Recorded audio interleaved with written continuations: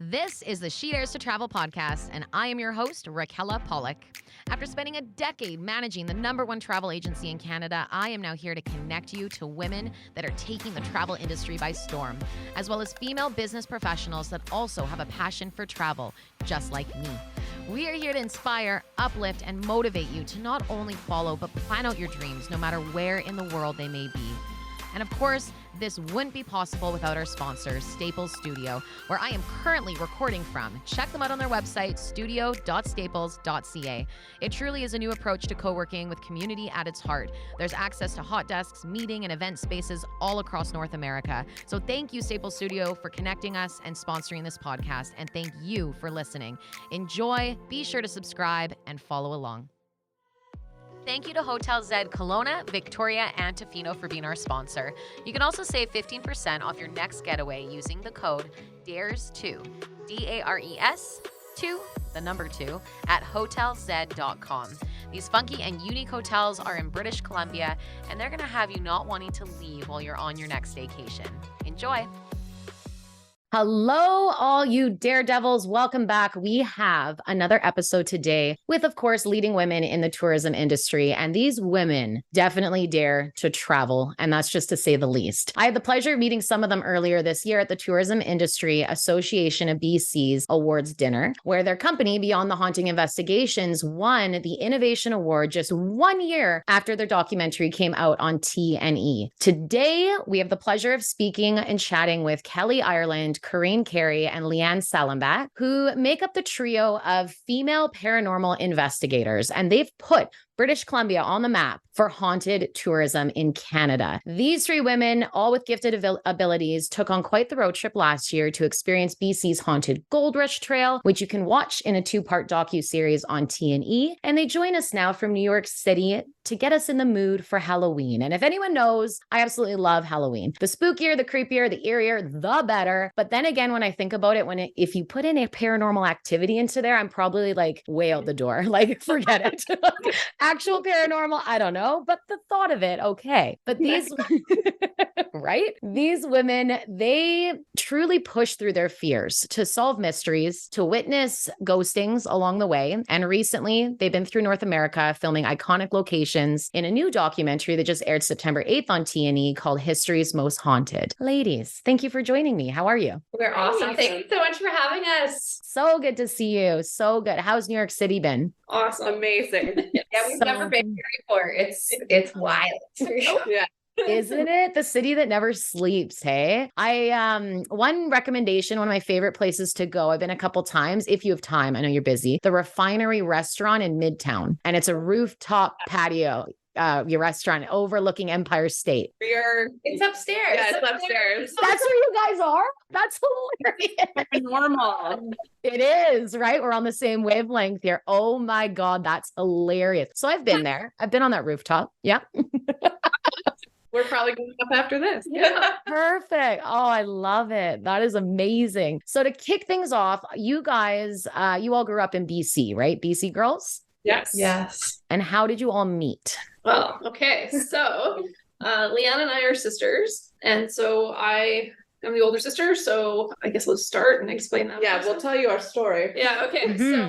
So when I was a kid, I apparently started seeing things and hearing things and knowing things that, a toddler shouldn't have known. And at 3 years old, I was in a really bad car accident with my grandmother. And at that moment, there was all of a sudden a man in the car with me, telling me it was going to be okay. And from that moment on, I saw him almost daily. Other spirits, other people, I would know things, hear things. It wasn't normal at the time. And so, by the time I was 9 years old, my parents started having me, tested and every scan done to see if I was okay, to understand what was going on. And around that same time, Leanne was younger and she'd start looking and seeing things around the house. So I would come up with this game called Spot the Spirit, and I would literally be testing her to see if she's seeing what I'm seeing. Wow. And when I started to identify what I was seeing, I started going, okay, well, maybe this is normal. Maybe this isn't crazy, but I'm going to keep it quiet just in case. So I knew Leanne had abilities and I knew that I was experiencing things but I shut it down quite a lot in my teenage years. And then Leanne didn't.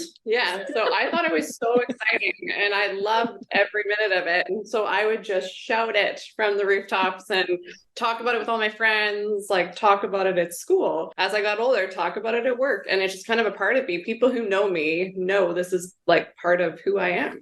Wow. And so I met Kelly in high school. Yeah. So me growing up, this was not a thing. I did not know about any of these things. Like you hear about ghosts in movies, on TV, all that stuff. And so I met Leanne in high school. We played volleyball together and she was really fun. And so we hung out more and more, but she talked about like weird things that were weird to me at that time. Like I was like, oh my God, like what is she even talking about? It kind of went like over my head, in and out, one ear and out the other. And so I spent more and more time with her. So I ended up at their house and seeing their dynamic, seeing how they experienced the world, how they viewed the world. I mean, having people come over and then Corine with us, knowing things that people shouldn't know or solving family mysteries. Like she would say something to someone and they would be like, oh my gosh, did you just say that? Are you serious? And they'd go home and they'd find the will hidden under something. Like it was so undeniable that it just changed my whole worldview, my whole experience in this life changed. And so they started to take me to, like, the first place I went to was the local city hall. And that was a haunted place. And I mean, I'd been in haunted places before. I've traveled the world to different haunted places, but never went in with the same perspective. It was like, yeah, whatever. I got goosebumps. Okay. It's just like in my mind, or that's a draft from the window. You know, you explain it, you rationalize it. Yeah. But then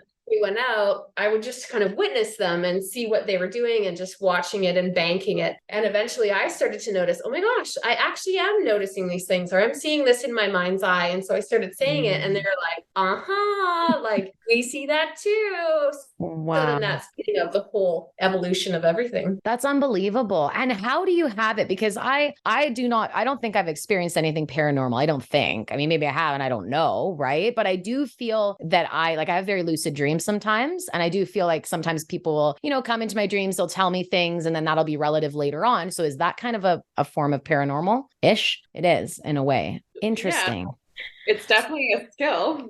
Well, then when you guys see something, is it actually something physical that you see, or is it a mix of everything? Like, is it like a dream, I guess is my question. Person to person. I mean, I believe that everybody can tap into their own intuition, but for each of us, it's like on a spectrum almost. Like Corine's volume turned up, so she really sees and receives the things that are around us, where mine was turned off by my parents or whatever circumstances, childhood. And then I started to have permission to turn it back on. And as I sort of am open to it, I start to notice more things. So I think like lucid dreaming, like I have similar things like that too. I know Leanne, Corine too. And so it's very different from person to person.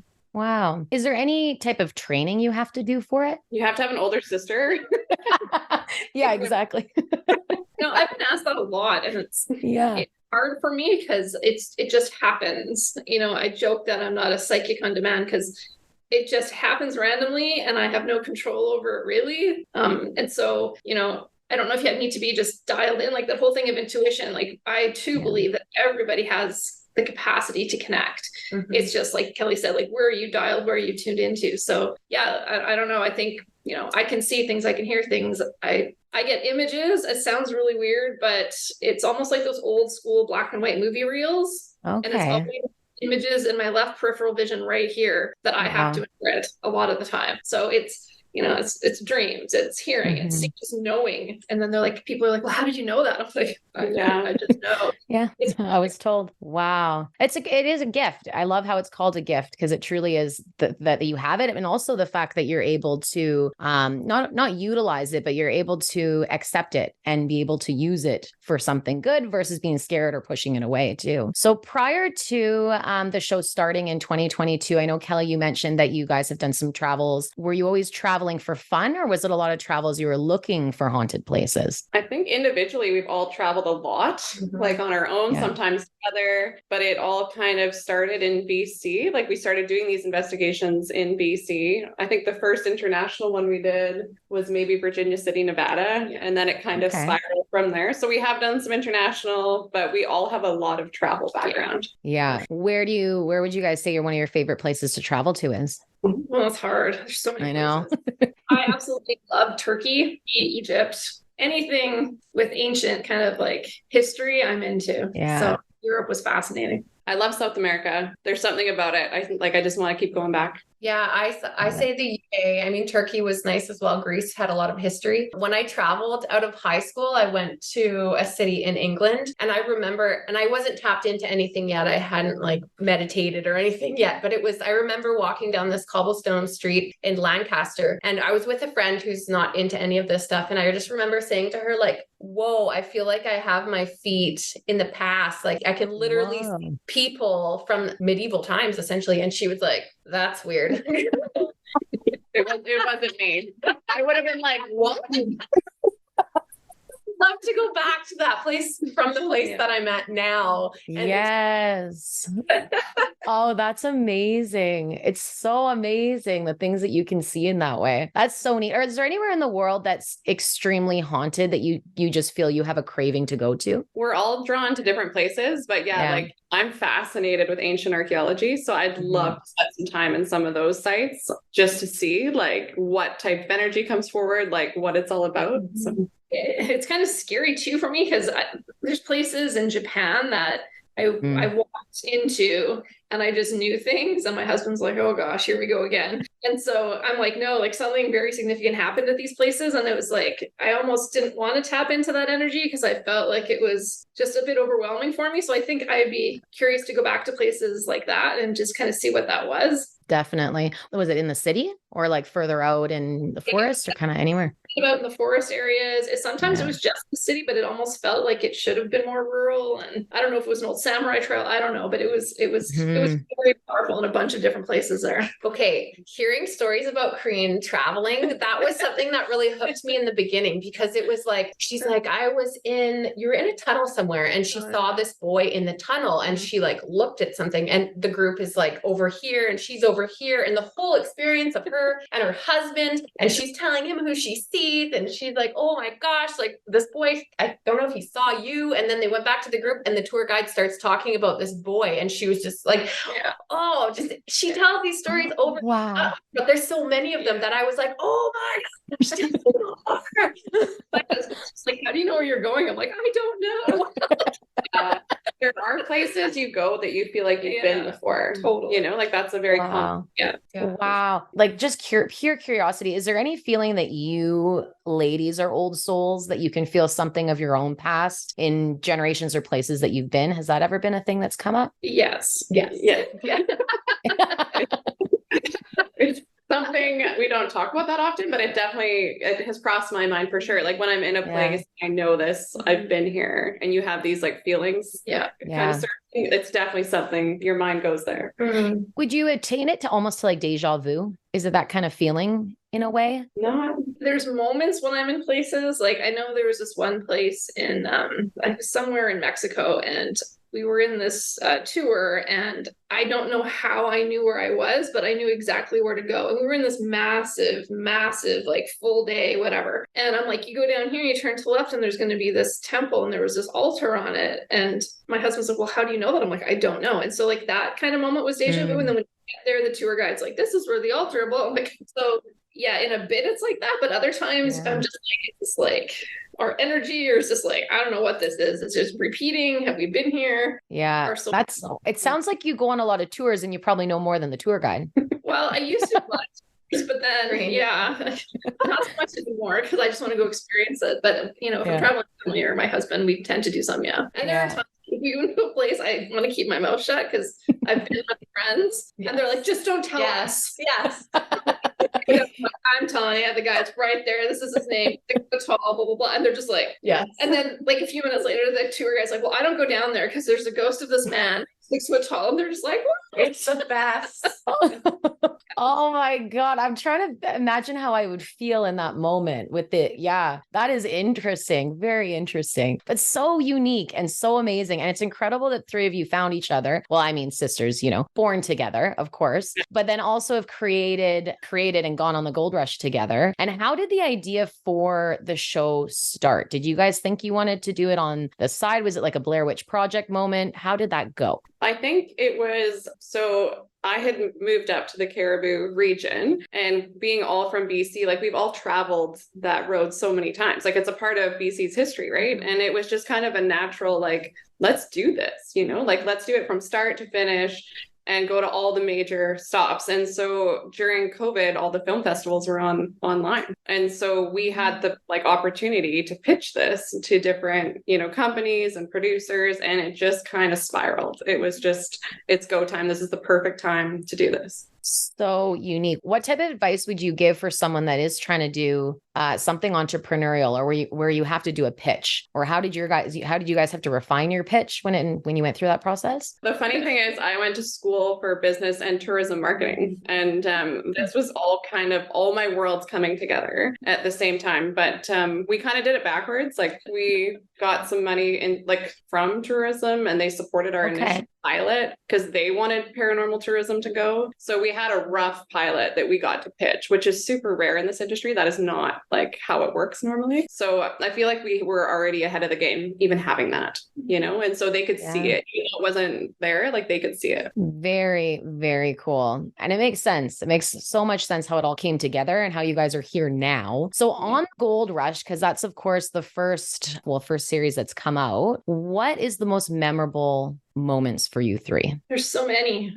For me, I think the one that stands out the most, because it was so startling, was at the 108 barn for me. We'd been, like Leanne said, we drove that road all the time, and we never stopped to check out the tourist sites. So when we actually got to go in and investigate, I wasn't expecting to have a man's face pop out of the floor. So that was startling. Yeah, that building has more than just that one too. Yeah, for me, it's the first stop at the ward house. It was a lot. It was a really intense energy. It felt like it was kind of residually there, and it was everything was so clear. I mean, a lot of the stuff that happens in our investigations don't even make it into the episodes because there's so much happening. I saw in my mind's eye, blood on the walls, which to me didn't really make sense because we didn't know the history of what had happened there. So it was just very disturbing to experience the different details of what happened in that. So that was a lot. And wrapping it up at the courthouse, it was the only location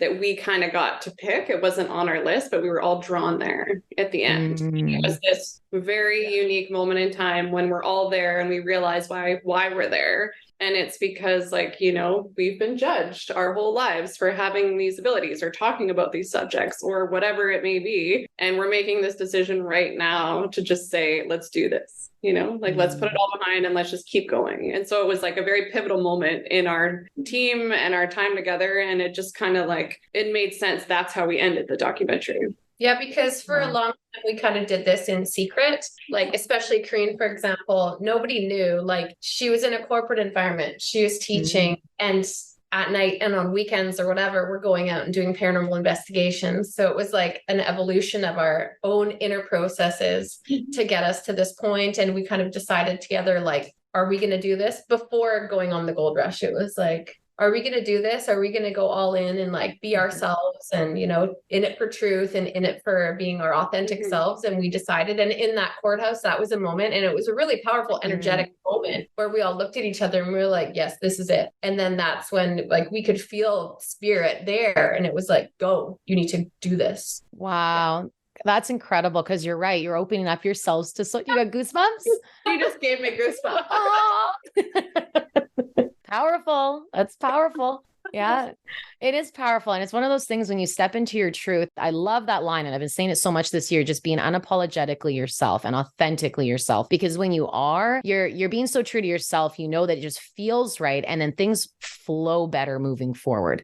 So, wow, that's really powerful and a great memory and clearly meant to be. Definitely meant to be. With moments that you do have that are startling or scary, or I saw oh man, what did I see? It scared me. I haven't even watched your new one, but it was when there's like a clip and Kelly, like you're shining a light on Kelly's face and you're like, that's not even Kelly. Like it's not even her right now. And like that startled me and I just saw a clip. So I can imagine if there's moments that you have, what do you do to mentally prepare before going into a location? Right. So it's all about grounding yourself and just being able to be centered. And I mean that face that I made, it was like I was smirking at Leanne, but it looks really creepy on night vision. It was so creepy. I wish you could have seen her face. Yeah, they should have been filming me. I was like, what are you doing? Like, and then I shut the door and was like, Spoiler alert. Yeah. But yes, staying grounded is really important to be in a place when we're talking to the witnesses and they're really feeling their experience because it's real, it's true, it happened to them. So being able to take that information in with a grain of salt and not letting it affect you and go in there with fear. When somebody's telling you, I was pushed down the stairs and he's probably going to do the same to you. And you're like, okay, grounded, stay centered. Like that was your experience. Each of us will have our own unique experience. So going location to location, we're in the same space at the same time, but it's unique to each of us, just like our abilities. Wow. Have any of you been like physically injured? Yeah. Yeah. Well, other than my extreme klutziness and tripping. Yeah, there's been times where I have been touched. Like I've had hands on my back. I've had people poke me or spirits poke me. I've had scratches on my neck that I could burning, and Leanne's just looking at my neck. I'm like, what? And you could almost see it like forming. And wow. The burn was so intense. And I'm like, where did this come from? Like, there's no reason for this. And then, when we kind of put two and two together and figured out what we thought it was, we're like, wow, like they can do, like Kelly said, you got to stay grounded and you've got to like figure why you're there and you don't want to provoke and just make sure that you're focused on, okay, well, why did you do that? Like, show me some more so I can help you as opposed to you just like doing this, what you want. So we try to figure out what's going on there. But yeah, it's I'm not going to lie. That was pretty scary having like these like lines all over your neck. Absolutely. And pokes you from the beyond and you're like, where is that coming from? So with moments like that, or for anyone that is experiencing something paranormal like that, what do you recommend that they do in that situation? Oh, geez. Well, call us. Right? I mean, it depends. Like what I would say is you can set the intention as to how you want to interact with whoever it is. Because I mean, if you are open to figuring out who it is or asking, who are you? That's one thing. You can also be like, no, I'm not interested. Like you can set that boundary and if that doesn't work, then you call somebody in like us and we help you figure out. Because I mean, oftentimes, I would say most of the time, it's a family member who's passed and they message. And so like there was like, I tell this story often where there's wine glasses being thrown off of this family's island and they were scared. They're like, there's a demon in my house. And then Corine shows up and she's like, it's your grandma. Like, like trying to get your attention. This is her name. She says she passed away in the last month and that there's unresolved business. And sure enough, they bring out her like memorial and everything. And so it was just grandma. Yeah. Spicy grandma, just throwing the wine glasses to get attention. It was like it resolved as to who it was. The activity stopped it again. And Wow. It is unbelievable. Like it truly is. But then when you hear all these stories and you keep seeing it and experience it, like it is something that is just so mind blowing. With the spirits you've encountered, do you find a lot of them are lost? Like they're looking for something, or some are just angry? Is there kind of anything consistent, or it's all over the map? It's all over, but I think what we're seeing a lot of is, if you think of ghosts as people too, if someone was a jerk in real life and they pass and they're probably still a jerk in some capacity. But what we find is that there's something they want shared or told. So it's either the history or the story about them is wrong, something's not resolved, they want somebody to know something, or they're not going to find rest or peace. So that's or it can be like residual, which we encounter often. It's like stepping into a layer of history that's just looping and we're just kind of tapping into it. Yeah, well. that would be where the energy's not intelligent. They can't communicate. Sometimes when someone passes traumatically or maybe commits suicide, they don't go all the way through to the other side. And so they become confused. And so they might just be disoriented in the in between. And so sometimes all it's giving them a little nudge. Yeah. Wow. Absolutely incredible what all of you are doing. So interesting and unique and just, mind blowing. My mind is blown. Do you feel like with Halloween approaching, do you think spirits are more active around certain times of the year? Well, I think with Halloween's history, that's the idea that the spirit veil is thinner around Halloween. But in our experience, I think it's all the time. Yeah, it's all the time. It's like, Always. it's like we're just beacons in the light, and they just come to us because they know they Yeah, totally. Well, it's that warm. You guys are so warm and inviting. That's why. They want to hang out. They want to hang out. Yeah, when Corine was a kid, she loved that. Welcome to my childhood. I love it. With everything you've done and experienced so far, because you're almost 3 years into the business now, right? Or was it longer? I guess it aired in 2022. So you were filming before? No, we've been doing this like ourselves for like over 5 years, but the filming is 2022. Yeah. It's been pretty quick. It's been fast. Really fast. And now going all throughout North America. What type of places have you visited in, what's it called? History's Most Haunted? Yeah. Yes. Yeah. So we did the Alamo in Texas, Salem, Montreal, Charleston, New Orleans, and Newfoundland. Yeah. Wow. And which one for there was most memorable, do you think? Oh my goodness. It changes moment to moment. And we're like, oh my gosh, do you remember? Yeah. At this moment in time, San Antonio, there's a hotel that is currently on the property of where the Battle of the Alamo occurred. And so there are some hauntings going on there. And so so this particular spirit showed me different stages of his life and how he passed. And he's been there for a long time now, just lingering, confused, like afraid to pass. Anyway, I'm just grateful to have been able to experience and witness his journey and help him get out of there. Wow. And the energetic feeling that happened. Yeah. As soon as I said the words that he needed to be said out loud, it was like this explosion of fireworks, like energetically an explosion, expansion. And we have a device that spirit can use to pull words. And it said cleansing. Was it cleansing? And it was like just this amazing feeling of just peace afterwards. So it was just quite an experience for me. Incredible. Yeah. I think for me, I would have to say South Carolina, Charleston. And I keep going back to that one because I was getting images and messages and dream memos and things for weeks before we even got there that I did not think made sense. And I was like, why am I seeing this? So I'm documenting it in case something came up. And by the time we got to Charleston and then when it all kind of connected, I tell these guys, I was still that little kid freaking out in my mind going, it's not real. Why am I getting this? Should I say anything? Should I have said anything? And then when it connected, I was like, whoa, that was just, it was a little emotional for me that day. Yeah, I bet. Yeah. For me, it's the Salem witch trials. So it's the symbolism of it because there's so much misinformation about the Salem witch trials. Like everybody thinks they were actually witches when they were just powerful women with property, whatever the situation might have been. Regardless, 3 women with abilities are going into Salem to try to connect with these women and tell their truths. And just that in itself is so unbelievable to me that that's even something we got to do. So that stuck with me for sure. Wow.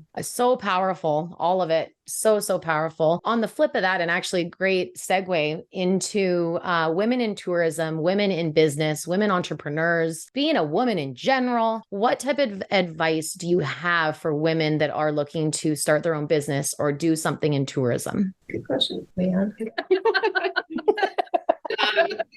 I was fortunate to have a really good network in tourism because I went to BCIT and did that program before anything. And I just feel like you gain so many good connections there. So my advice is just to start networking, go to the conferences, talk to the people, ask the questions, and find out what it is exactly you want to do. There are so many needs yet to be explored, especially in Canada. There's so much room for people to come into tourism right now and do stuff that hasn't been done. Yeah, very well said. Maybe Very passionate about too, right? Finding something that you're passionate about, I think it'll come more naturally, and you'll want to invest more time and effort into doing it. so true. And that's actually been a big consensus with a lot of the women I've been speaking to. And it's following your passion. And I have to share because the episode that's getting released right before, or I guess last Monday, when this your guys' airs, I spoke with a woman who does tours in Transylvania to Dracula's castle, to Bran Castle. And I asked her, I was like, well, do you think it's haunted? And she kind of stopped and looked at me and she's like, of course it's haunted. What type of question is that? And I'm like, I don't know, actually. You're right. Of course it's haunted.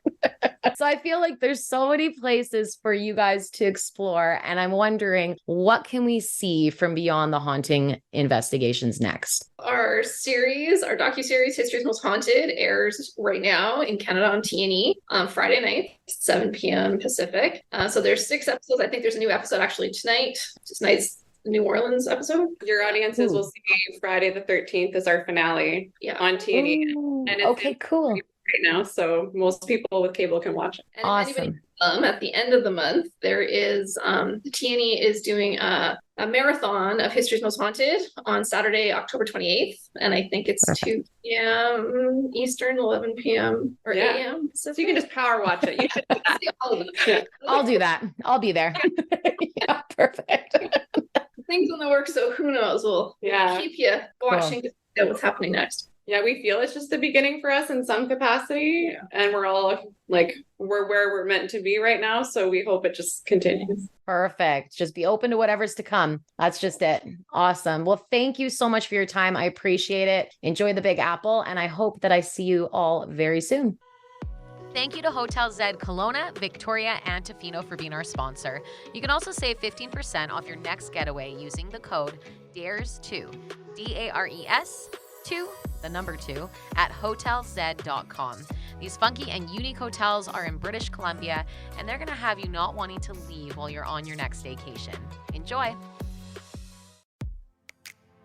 If you like this episode, please subscribe, download a few more, and leave a review. I really would love to hear from you, what you enjoyed and what your key takeaways were. And of course, please let me know if there's any aspect of the travel industry you want me to talk about next. You can also search for the hashtag SheDaresToTravelPodcast on Instagram and comment on the episode's post with your questions. I'd love to answer them all for you guys.